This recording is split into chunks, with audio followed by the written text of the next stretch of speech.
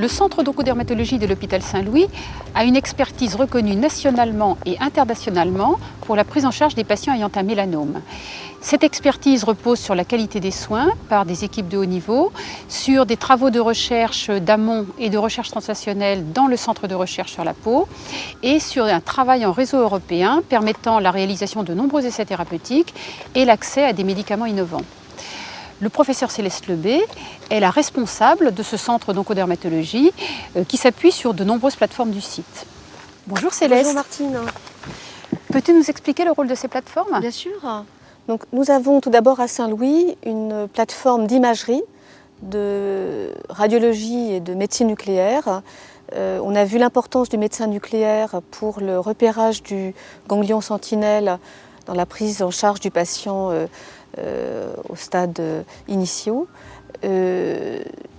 Il peut arriver que dans l'évolution, des résurgences de la maladie, qu'on va appeler des métastases, surviennent. Ces résurgences peuvent être d'ailleurs diagnostiquées par le patient lui-même ou par le médecin, mais va s'appuyer souvent sur de l'imagerie, de l'échographie, des scanners, un examen qu'on appelle le PET scanner, qui est en fait une scintigraphie où on injecte au patient du glucose, du sucre radioactif, et les cellules de mélanome sont très avides de glucose. Importance également de la radiologie pour vérifier en fait qu'on a bien affaire à une résurgence, avec une biopsie sous échographie ou sous scanner, et c'est grâce à la plateforme de radiologie interventionnelle qu'a développé le professeur de Kervillers à Saint-Louis qu'on peut faire cela. C'est pas uniquement sur les aspects diagnostiques qu'intervient la plateforme, elle intervient également dans le suivi des patients sous traitement. On parlait du TEP scanner avec le glucose radioactif qui peut nous aider dans le suivi des patients sous traitement, et le professeur Merlet à Saint-Louis, donc en médecine nucléaire, développe d'ailleurs des nouveaux traceurs qui permettront par exemple de suivre la vascularisation des tumeurs. À côté de cette plateforme d'imagerie, nous avons également une plateforme de conseil génétique.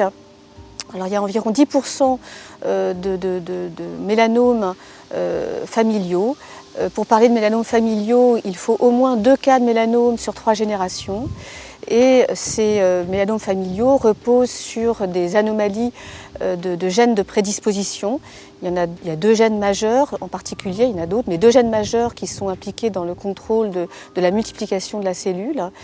Et le professeur Bassé-Seguin et le docteur Nadem Soufir ont développé cette plateforme de conseil génétique et assurent des consultations de conseil génétique qui permettent de dépister ces formes familiales de mélanome. Alors, à côté de la plateforme d'imagerie, de conseil génétique, nous avons également une plateforme de biopathologie extrêmement performante qui est dirigée par le professeur Anne Janin. Nous avons la chance sur Saint-Louis d'avoir des pathologistes qui ont une reconnaissance nationale et internationale dans le diagnostic des tumeurs cutanées. Ces pathologistes interviennent, comme on l'a rappelé, dans le diagnostic des micrométastases dans le ganglion sentinelle, et ils interviennent à nouveau lorsque le patient présente un mélanome plus avancé et en interaction avec la plateforme de génotypage dont on va reparler pour choisir les tissus, les métastases et les tissus qu'il va confier au biologiste moléculaire pour faire la carte d'identité de la tumeur. Le traitement des formes avancées du mélanome, de certains mélanomes, va s'appuyer sur ce qu'on appelle des thérapies ciblées. Les cibles thérapeutiques étant des anomalies génétiques dont on va se servir pour contrôler la multiplication de la cellule. Du fait de ces traitements d'ores et déjà disponibles, il est indispensable aujourd'hui de pouvoir offrir à nos patients un génotypage, c'est-à-dire une recherche de ces mutations, et c'est donc possible à Saint-Louis grâce à une plateforme labellisée par l'INCa qui est coordonnée par le docteur Samia Moura. Bonjour Samia. Bonjour Céleste. Assieds-toi, je t'en prie. Est-ce que tu veux bien nous parler de ta plateforme de génotypage moléculaire ?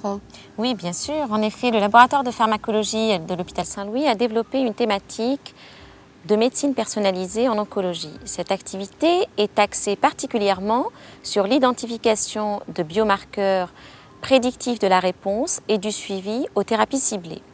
Nous la menons en étroite collaboration avec le centre de dermatologie que tu coordonnes. Et notre laboratoire est référent à la PHP au sein de la plateforme de génétique des cancers qui est soutenue par l'Institut national du cancer. En pratique, on réalise des génotypages qui consistent à un séquençage des gènes activés dans le mélanome et qui sont aujourd'hui ciblés par les thérapeutiques. Par exemple, environ 40 à 50% des mélanomes métastatiques présentent des mutations activatrices sur le gène BRAF. Plus de la moitié des patients porteurs de cette mutation vont répondre à de nouveaux médicaments ciblant BRAF. C'est précisément cette population de patients que nous identifions par génotypage et qui vont bénéficier de traitements avec ces nouveaux médicaments.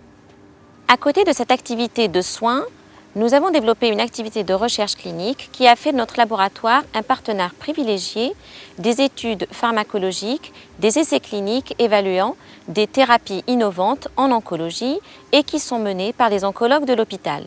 Notre but commun est d'identifier pour chaque traitement en cours de développement de nouveaux biomarqueurs capables de prédire leur réponse et leur efficacité.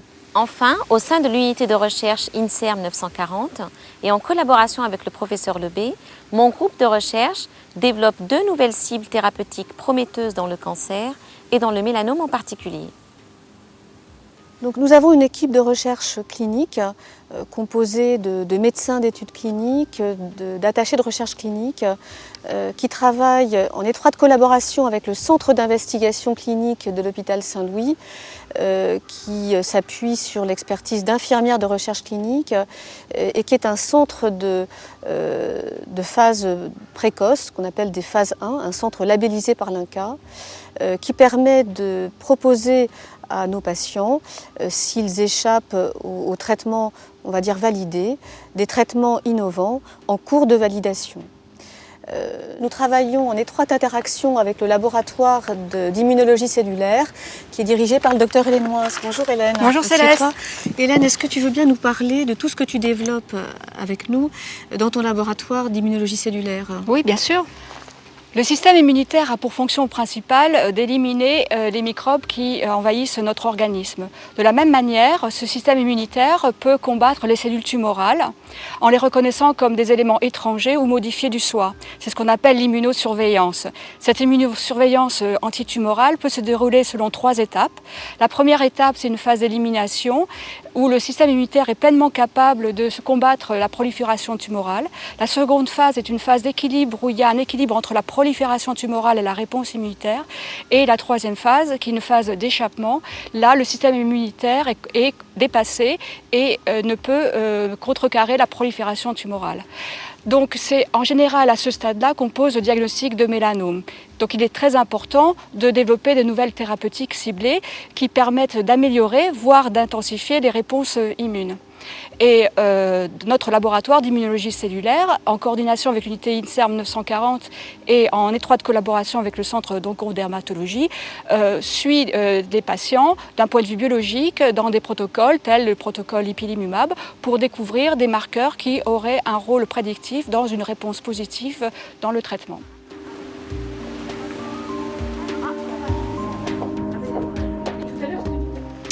Le centre de recherche sur la peau, dirigé par le docteur Armand Bensussan et situé au pavillon Bazin à l'hôpital Saint-Louis, héberge plusieurs équipes qui développent des projets dans le domaine du mélanome. Le groupe de transduction du signal, dirigé par le docteur Nicolas Dumas, travaille en étroite collaboration avec le centre d'oncodermatologie et le service de dermatologie.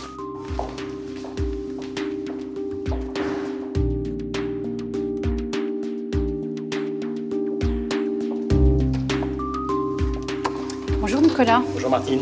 Peux-tu nous expliquer ton travail? Oui, bien sûr. Notre travail a pour objectif de mettre au point de nouveaux traitements pour le mélanome. En effet, il existe des médicaments qui ont montré leur efficacité dans environ 50% des mélanomes. En revanche, il y a encore des mélanomes pour lesquels il n'existe pas de traitement ciblé spécifique. Notre travail de recherche consiste à mettre au point de nouveaux médicaments pour traiter cette catégorie de mélanomes. Un essai thérapeutique faisant suite aux travaux de Nicolas Dumas et coordonné par Céleste Lebé est actuellement proposé chez les patients ayant un mélanome des muqueuses ou des extrémités. Le traitement du mélanome pourrait donc à court terme bénéficier des avancées de la recherche. Tous ces travaux de recherche fondamentale, translationnelle, cliniques et thérapeutiques ont abouti à la publication de nombreux articles dans des revues de très haut niveau, telles que le New England Journal of Medicine, Nature Structural Molecular Biology, PLOS ONE et Cancer Research. Le centre d'oncodermatologie de l'hôpital Saint-Louis est un centre expert qui dispose, comme vous l'avez vu, de tous les éléments pour une prise en charge globale et ciblée des malades atteints de mélanome. Ces malades ont également l'assurance de pouvoir bénéficier des dernières innovations thérapeutiques et d'un traitement personnalisé à la carte.